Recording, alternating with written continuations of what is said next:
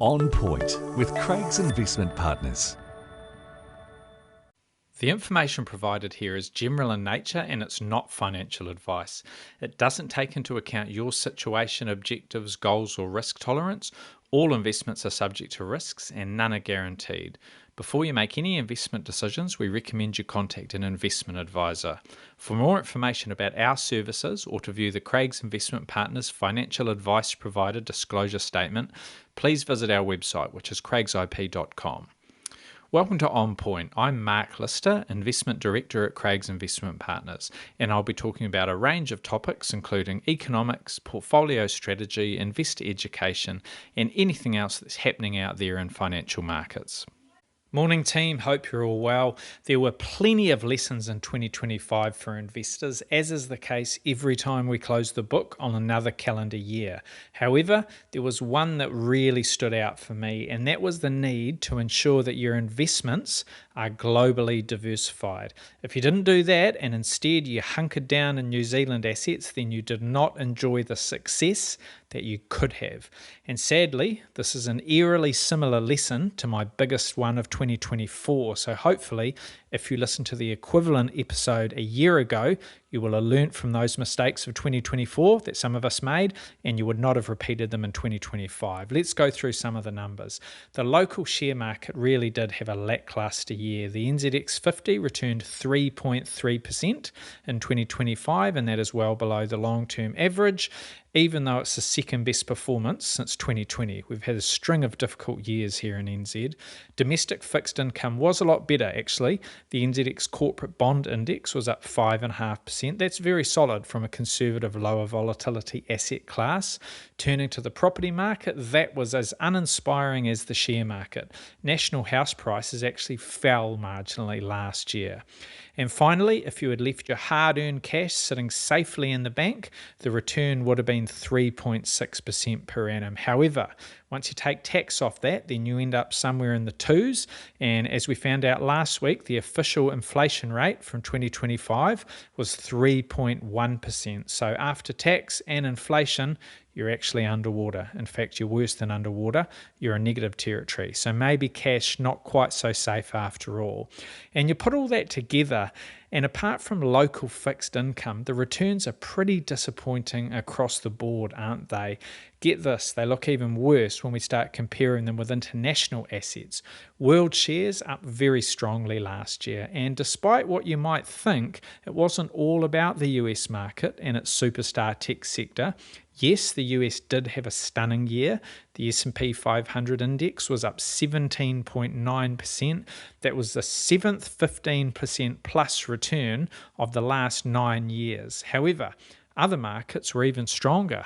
Emerging market equities, they include China, surged 34%, Japan was up 25%, and even the boring old UK share market rallied almost 26%. That was its best year in 16 years.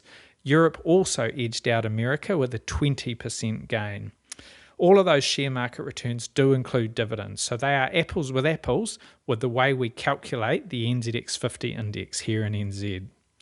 US Treasury bonds were solid, they returned 6.3%, while precious metals, they left everybody in the dust. Gold last year was up 65%, and silver was up almost 150%. Those were the best performances since 1979. Now, there are some very big numbers within that group, especially for a mere 12 months. When you account for currency moves, there are some swings and roundabouts. Things change a little bit. The Kiwi dollar rose almost 3% against the US dollar, although right now we're about 60 and we're still below that long-term average, which is about 65-ish. So that was a headwind to US assets and it reduced that US return a little bit. Similar story against Japan. We rose against the yen, so that brings down our returns just a little bit, still 20% plus though. In the other direction, against the euro, pound and Australian dollar, the currency. So while that would have been unhelpful for anyone that was trying to visit any of those regions over the last 12 months or today, it did boost our New Zealand dollar returns very significantly from all of those parts of the world. So European shares jump up to a table-topping 33%, the UK jumps to 32%, and the Aussie market pushes further into double digits digits with a 15.6% gain. Remember, the NZX 50 was up just 3.3% and house prices were basically flat or down marginally. So whether it's houses or shares that spin your wheels as an investor, the lesson has been the same. If you had too much, or worse still, all of your capital in local assets, then you really did yourself a disservice, a big one too.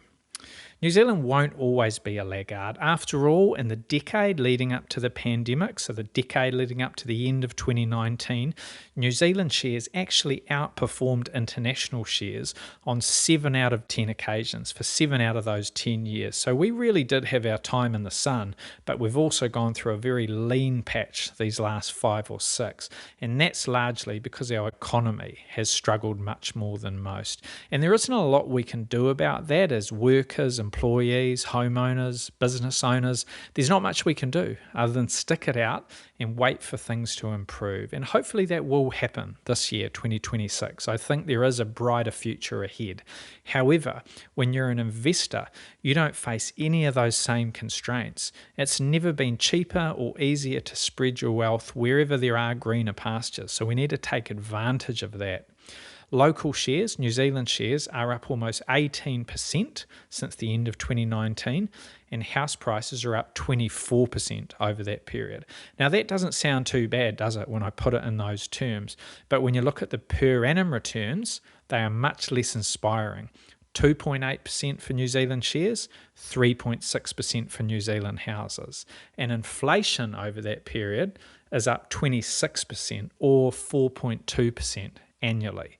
So you're actually poorer than you were then, if that's where you've been putting your money. If you've had all your money invested in New Zealand assets, be it houses, be it shares, you're actually worse off. You are literally poorer in inflation-adjusted terms than you were 6 years ago. Amazing, isn't it? And meanwhile, world shares have doubled in value over that period, which is a 12.5% gain annually since then. So if you've been hunkered down in New Zealand assets in recent years, the returns you've needlessly left on the table are quite significant. We live in a great country and there's definitely a more prosperous period ahead of us, but that doesn't mean there's any need at all to be all in or even close to all in. The mobility of your capital and the ease with which you can spread it far and wide and diversify all around the world, that really does mean the world is your oyster, and we need to take advantage of that as investors. All right, thanks for listening, team. We'll talk again soon. Enjoy your day. For more insights, visit craigsip.com.